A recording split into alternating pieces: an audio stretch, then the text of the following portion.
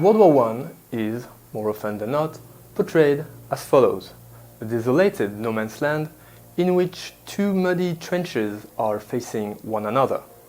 Although this depiction is mostly true, it doesn't encapsulate the whole conflict. After all, it was a world war with all the differences in terrain and climate this denomination implies.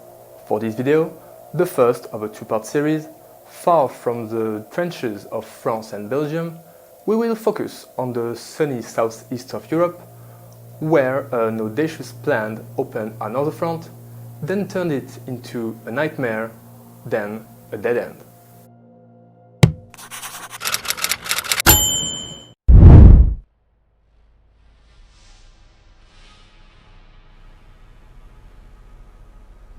The year is 1915.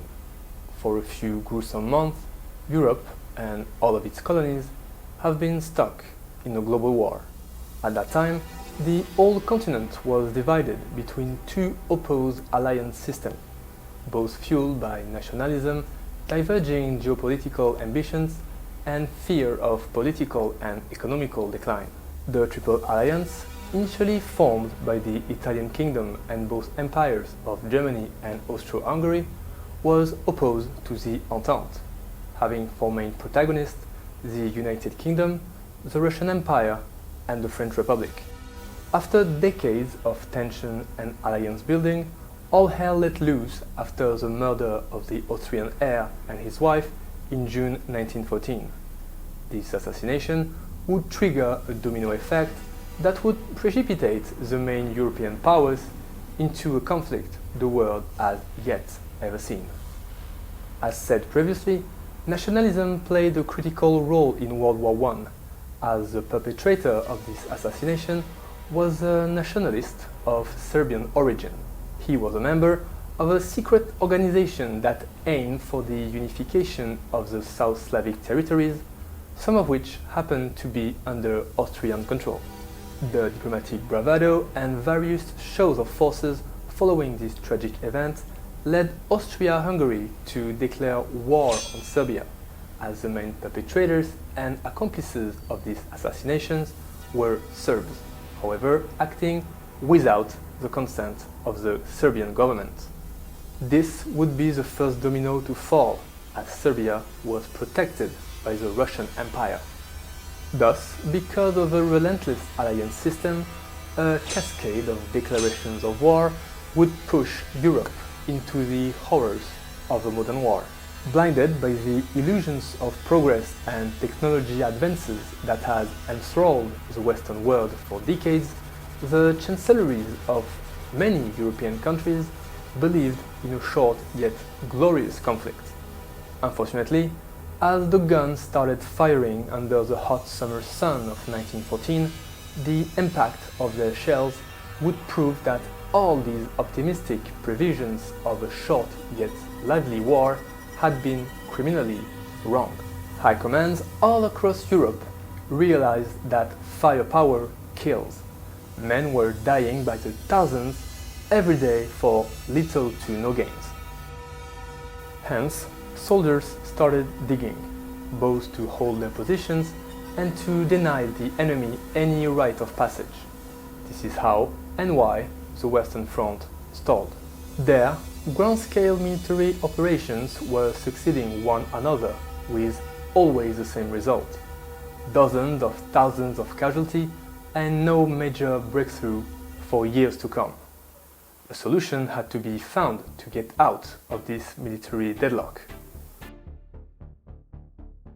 It all started with a plan, a disastrous one, simple, in theory.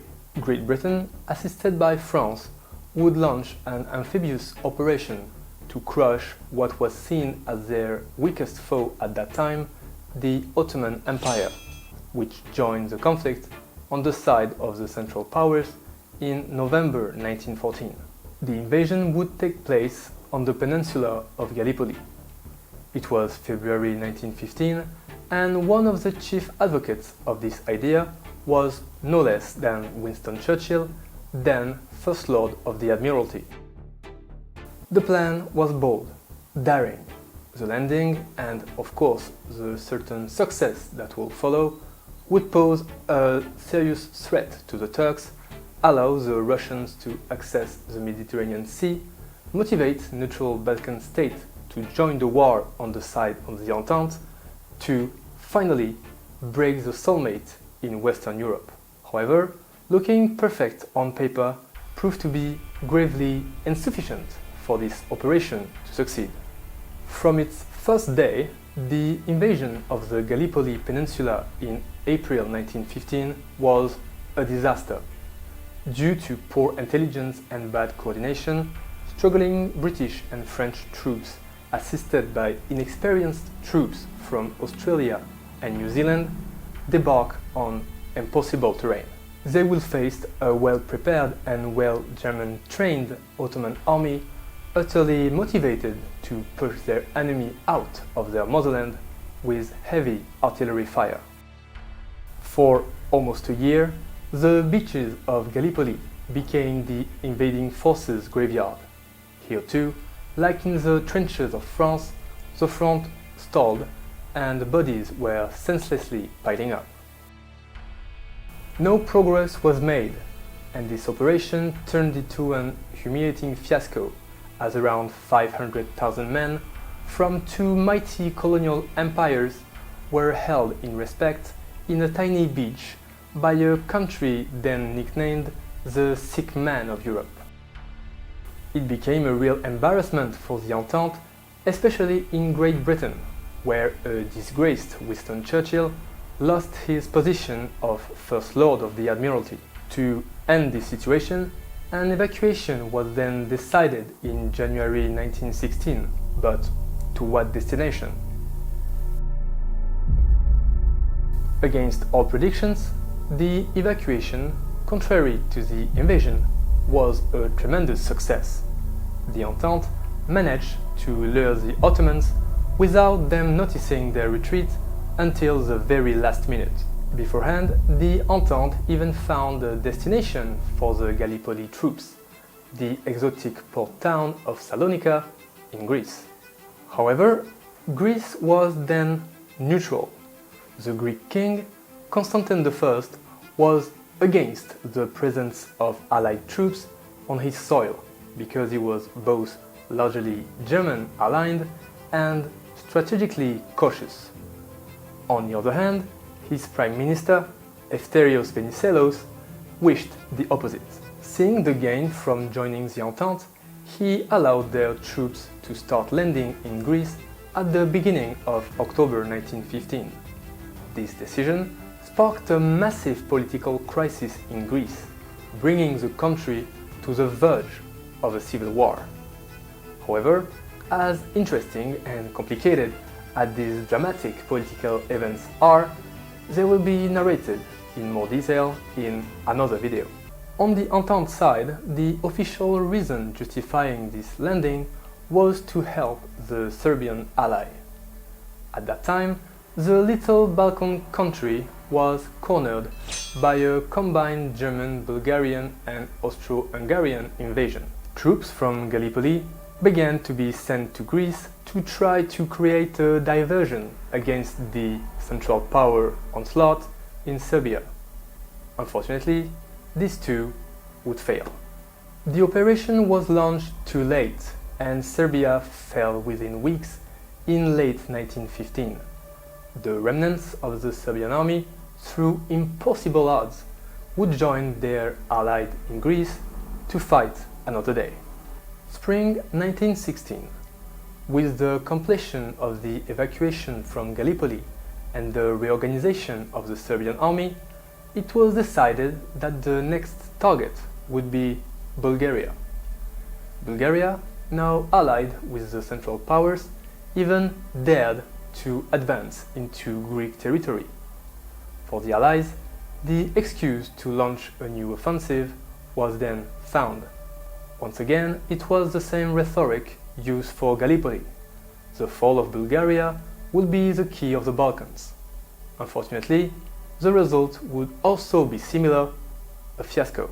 Marching once more in September 1916, The multinational and disunited, now called Army of the Orient, would face again a better prepared enemy entrenched in inhospitable mountains and swamps. Despite capturing the key city of Monastir in November, the first territory gain of this campaign, the front froze again in early 1917. 300,000 Allied soldiers would then be parked in a camp outside of Salonika, standing there almost forgotten by the rest of the world.